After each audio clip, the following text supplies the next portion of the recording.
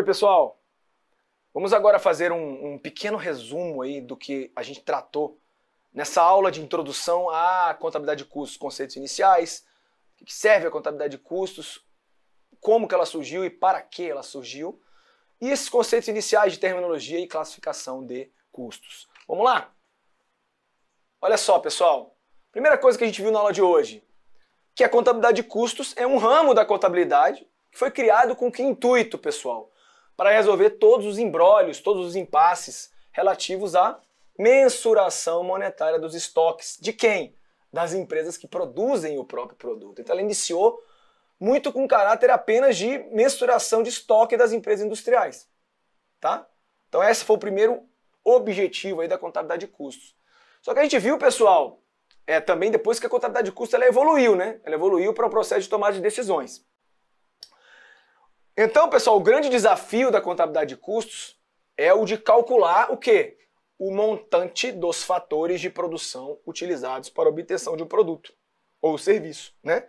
Que no final das contas, pessoal, no final das contas, é o equivalente ao valor das compras nas empresas comerciais. Então, antigamente, antes da Revolução Industrial, não era necessário calcular esse montante dos fatores de produção. Agora, depois da Revolução Industrial, essa necessidade foi criada e com isso a contabilidade de custos foi criada, né, pessoal? E também esses fatores de produção separando daqueles que eram classificados como despesas, né, no momento, que são as despesas que não participam do processo produtivo. O que mais que a gente viu, pessoal? Que, em suma, a contabilidade de custos é uma filha da contabilidade financeira, da contabilidade geral. E surgiu dessa necessidade que eu falei, que não era presente na época do mercantilismo, das empresas meramente comerciais. E a contabilidade de custos não é sinônimo de contabilidade gerencial, tá? A contabilidade gerencial não é um ramo da contabilidade, ela se utiliza da contabilidade de custos para atingir seus objetivos. A contabilidade gerencial, pessoal, é um conjunto aí de ciências e de métodos para atingir o quê? Para que a empresa consiga os seus objetivos, para que ela consiga gerenciar não só os seus custos, mas toda a sua atividade. O que mais que a gente viu na aula de hoje, pessoal? A gente viu que a gente tem as finalidades da contabilidade de custos, né, pessoal? Determinar os custos, que é a finalidade principal, né, para um determinado período, controlar as quantidades físicas produzidas, estabelecer sistemas de controle para permitir análises, comparações, redução ou melhoramento do custo, fornecer dados de custo com relação a determinadas alternativas, aí vai subsidiar o que, pessoal? O processo de tomada de decisão da empresa, tá?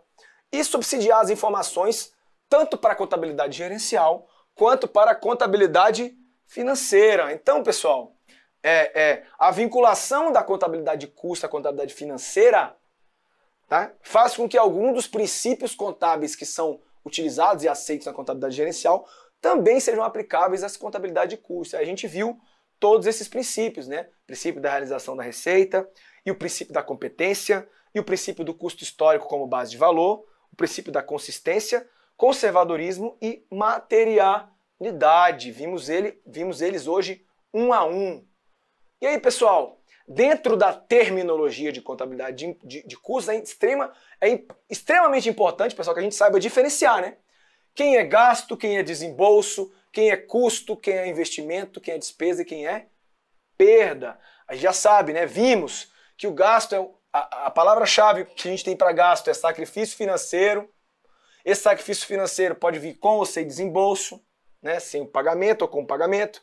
O custo está ligado diretamente à atividade produtiva, fabricação de bens. O investimento está ligado à ativação, a registro no ativo. A despesa não é nem utilizado no processo produtivo e nem ativado, nem registrado no ativo. São gastos genéricos. E a perda é uma coisa alheia à vontade da empresa, que pode ser normal quando faz parte da atividade da empresa, apesar de alheia à vontade da vontade dela, ou pode ser uma coisa fortuita, uma coisa anormal. Implicação disso, que as perdas normais são registradas no custo do produto e as perdas anormais são registradas em contas de despesa. O que mais, galera? E sobre as perdas, como eu falei, as perdas normais são registradas no custo do produto e as perdas anormais são apropriadas diretamente no resultado do exercício. O custo de fabricação do produto, no nosso caso lá, a mousse de limão, pode ser dividido em 3 componentes básicos: os materiais, a mão de obra e os gastos gerais de fabricação, ou custos indiretos de fabricação.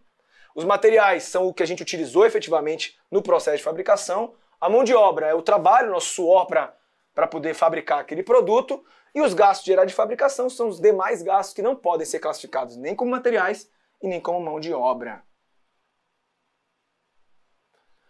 Os custos podem ser classificados ou quanto à forma de apropriação aos produtos, ou quanto à relação com o volume de produção. Como a gente viu, quanto à apropriação dos produtos, eles podem ser diretos ou indiretos. Diretos, se eles puderem ser diretamente alocados aos produtos. Indiretos, se eles não puderem ser diretamente alocados aos produtos, necessitarem de estimativas, cálculos ou critérios de rateio. E quanto ao volume de produção ou nível de atividade, eles podem ser fixos ou variáveis. Fixos, se eles não variarem com o volume de produção, e variáveis, se eles variarem com o volume de produção. Definições aí controversas: semifixos são os custos fixos por degrau, variam por patamar, mas se mantêm fixos. E os custos semivariáveis têm uma parcela fixa e uma parcela variável. Ok, pessoal? O que mais que a gente viu, pessoal? A gente viu que, geralmente, pessoal, os custos fixos, eles são indiretos e os custos variáveis são diretos, mas que eu comporto algumas exceções que a gente viu na aula de hoje. E vimos ainda também que, por unidade produzida, ou seja, os unitários, os custos variáveis unitários são constantes, né, não se alteram, justamente pelo fato de que o elemento de proporcionalidade para esses custos variáveis totais é a própria quantidade produzida.